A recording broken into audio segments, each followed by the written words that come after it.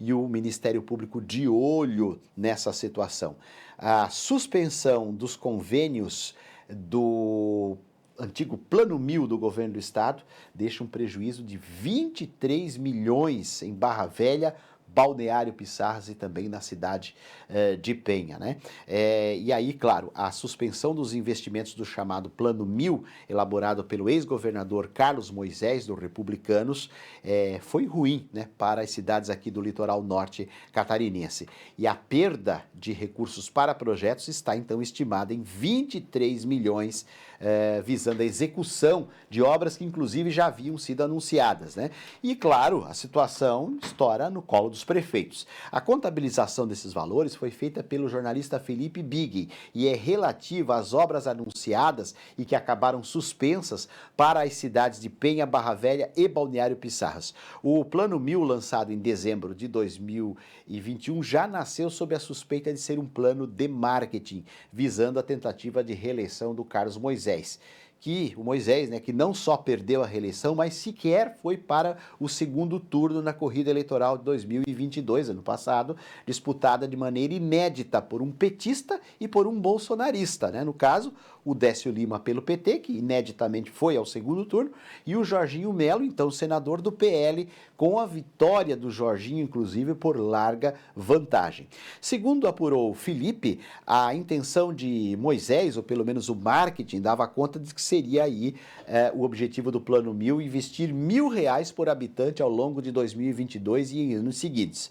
Para tanto, Moisés formalizou vários convênios nos municípios que acabaram suspensos pelo Jorginho. O Jorginho que alega que precisa ordenar as finanças públicas e os projetos para retomar estes investimentos, também sobre novos critérios e nova roupagem. Em Balneário Piçarras, o Moisés prometeu pavimentar a rua Pedro Rodrigues, orçada em 4.800.000 reais, além da revitalização iniciada da Avenida Emanuel Pinto, de 4.999.000. Na Pedro Rodrigues, o Estado pagou R$ 1 milhão e para a obra de Emanuel Pinto, outros 1.999.000. Essa contabilização, lembrando, foi feita pelo Jornal do Comércio. O prefeito Thiago Baldi, do MDB, agora luta para levantar os recursos faltantes para concluir a pavimentação desses trajetos. Em Penha, a situação também complicada. Os convênios com Moisés totalizaram cerca de R$ 10 milhões.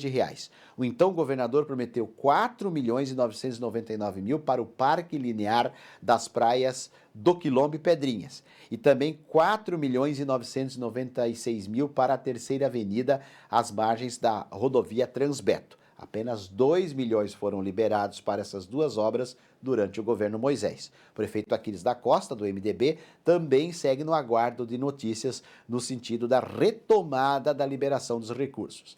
Em Barra Velha, o Plano 1000 pretendia liberar outros 10 milhões, destes 4.900.000 para erguer a nova escola Davi Pedro Espíndola, e outros 4.990.000 para a drenagem e pavimentação da rua Rita de Cássia Coelho Ramos. O prefeito Douglas recebeu apenas R$ 1 milhão do Estado para a pavimentação da Rita de Cássia, que é talvez o mais importante acesso a Itajuba hoje, né?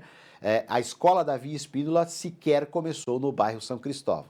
Se por um lado Moisés até então havia liberado 29.684.000 para as 3 cidades, a promessa de garantir a conclusão dos projetos com outros 23.684.000 não saiu do papel. E tá aí o calote, né? Claro, em parte pela derrocada do bombeiro nas urnas, né? Como a gente falou, Moisés perdeu e perdeu feio. Jorginho Melo, desde a posse, optou por suspender o Plano 1000 e em 12 de maio, agora, iniciou uma série de visitas no estado, incluindo os prefeitos da ANFRE, visando ouvi-los novamente, atualizar os projetos e definir as prioridades para 2023. Segundo o governador, tanto o Ministério Público quanto o Tribunal de Contas e a Procuradoria-Geral do Estado recomendaram a suspensão dos pagamentos do Plano 1000. Stener Sorato, secretário da Casa Civil, informou que não havia controle do efetivo cumprimento dos critérios do plano. Jorginho segue ainda visitando as associações regionais de municípios e levantando estas pendências para que possa então retomar. E os prefeitos ficaram como dizia Dalmo Vieira, né, ficaram no hora veja, né, esperando aí o final do recurso para ou iniciar ou finalizar as obras que estão ainda pendentes. Ou seja, quem pagou a conta do marketing mal sucedido do Moisés foi o próprio município, ou foram os municípios catarinenses. E o Calão da Mar Azul, também com acesso a estes dados e esses números, também tem o seu comentário sobre esta situação. 7h58, está no gatilho do radar, o Calão comentando esta situação com a gente agora.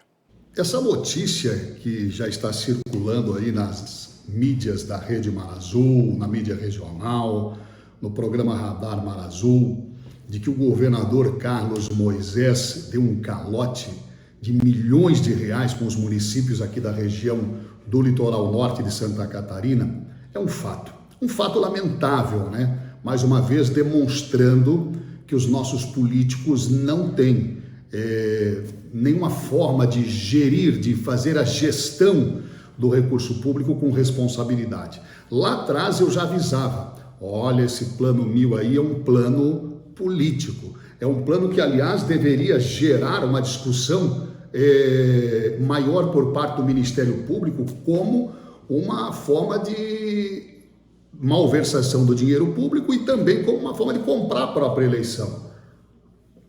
O que acontece é que agora estão os prefeitos com projetos que gastaram dinheiro para fazer, as associações de municípios que se envolveram para montar com agilidade esses projetos, só que faltou dinheiro, porque o Carlos Moisés, o governador que prometeu esse abençoado plano 1000, né, dando dinheiro, um verdadeiro festival do quem quer dinheiro, resolveu não pagar todos os convênios até o final do seu mandato e muita gente ficou com o pires na mão, ficou pendurado no pincel. Tá aí os números que o Gilvan, que o Pedro passaram aqui no Radar Mar Azul, que mostram essa desavergonhada atitude do ex-governador Carlos Moisés. Aliás, não era de se esperar muito de um caboclo que caiu de de paraquedas, caiu de guarda-chuva no assento de governador.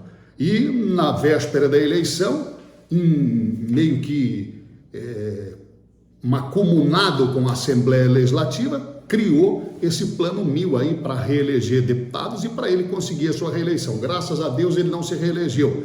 Muita gente conseguiu com isso também buscar votos, né? Deputados da região que fizeram publicidade antes do ovo da galinha estar no ninho, né? Levaram votos aí da nossa região por conta disso. Espero que agora eles consigam buscar junto ao governador Jorginho Melo alguma forma de ressarcir. Por isso que deveria ser proibido esses projetos eleitoreiros. Os estados, os municípios e a própria União deveriam ter planos de governo, planos administrativos, planos de estado. Aí você vê hoje o governo Lula, por exemplo, inventando da noite para o dia um plano do carro zero, que vai ficar um mês para o sujeito comprar um carro zero. Como se carro zero fosse a prioridade do povo brasileiro hoje. Não é, né? Esse projeto mesmo do governador Jorginho Melo trazendo educação que ele diz ser de graça no ensino superior, também não é. Não é porque não vai atingir a todos. O Estado não tem como contemplar todos nesse projeto em que ele intitulou Educação Gratuita na Universidade para Todos. E será que não está faltando vaga nas creches, nos jardins de infância? Como é que estão as escolas públicas do nosso estado? O estado catarinense ele tem uma obrigação com o ensino médio. O ensino fundamental é de obrigação do município e o ensino médio é de obrigação do estado. Será como é que estão as escolas estaduais da nossa região? Será que o professor da nossa região está bem remunerado, bem capacitado, bem preparado para poder ministrar aulas? Será que esse seria mesmo o investimento mais certo a se fazer nesse momento? Eu falo como alguém que já teve, né, a liderança de ter que decidir para onde vai o dinheiro público, né, como prefeito. E vejo agora que muita gente fazendo coisas assim ao sabor do momento. Essa promessa do Jorginho, que não vai ser cumprida, ele não vai conseguir entregar a educação para todos. Essa do Carlos Moisés, que deu esse calote vergonhoso nos prefeitos. Não deu nos prefeitos, né? Deu nos municípios, deu nos munícipes, nos cidadãos que estavam esperançosos que aquele R$1.000 por habitante viesse para transformar em obras importantes para o município. E agora ficam na mão. Vergonhosamente, essa notícia se espalha, mas ela não chega assim de graça, não, porque nós já havíamos falado isso, eu já comentava aqui no Radar Marazu há muito tempo.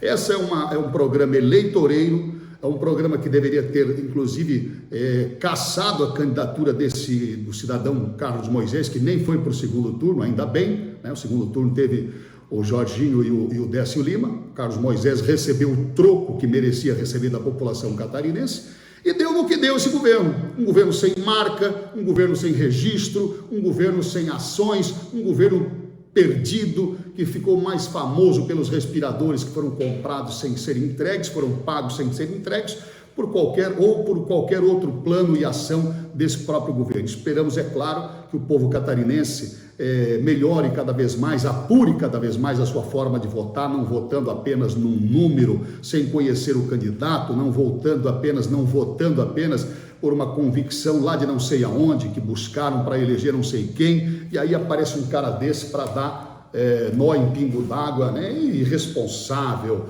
um governador que passou sem deixar nada de marca no estado catarinense, com um prejuízo para Santa Catarina. E agora a gente vê com esse golpe aí, né, com esse cano que o Moisés deu, que o prejuízo foi ainda maior. Grande abraço, bom dia a todos, e nós seguimos aqui no Radar Marazu, na Rede Marazu, com a informação em primeiro lugar. Atualizando as informações da sua rua. O IPTU a gente paga em dias. Os moradores estão aqui, moradores que já moram aqui há muitos anos. Do seu bairro. A equipe da Marazu está aqui na rua. Todos os dias, para ir para o trabalho, para ir para a igreja. E das cidades do litoral norte. No Radar Marazu. Marazu. 8h04. Obrigado, Calão. Tá aí o Calão com a sua sarrafada, com as suas considerações e com a sua análise sempre em cima dos fatos e também desta situação específica que envolveu aí tristemente, né, nesse período aí. E claro, os prefeitos foram atrás do recurso, né? Foram atrás do recurso, garantiram um apoio atrás do recurso, e aí houve toda esse desfecho que acredito que para o Moisés deva ter sido bem frustrante, né? Não chegar nem ao segundo turno, né? Nem ao segundo turno. E acredito mais, eu acredito que se no segundo turno fosse aí um embate entre o Moisés e o Jorginho, Jorginho ainda levava com muita dianteira, como levou em relação ao Décio. Mas o insucesso do Décio era até esperado, né? Dado o cenário de um estado onde o Bolsonaro liderava as pesquisas e um estado conservador, como é o caso de Santa Catarina, já se sabia que o Décio teria extrema dificuldade de virar o placar no segundo turno, como de fato não virou. Agora o Moisés escapou também de um desfecho ainda mais feio. Era capaz de ele fazer menos votos no segundo turno do que fez no primeiro, dada a insatisfação da população com relação ao governo.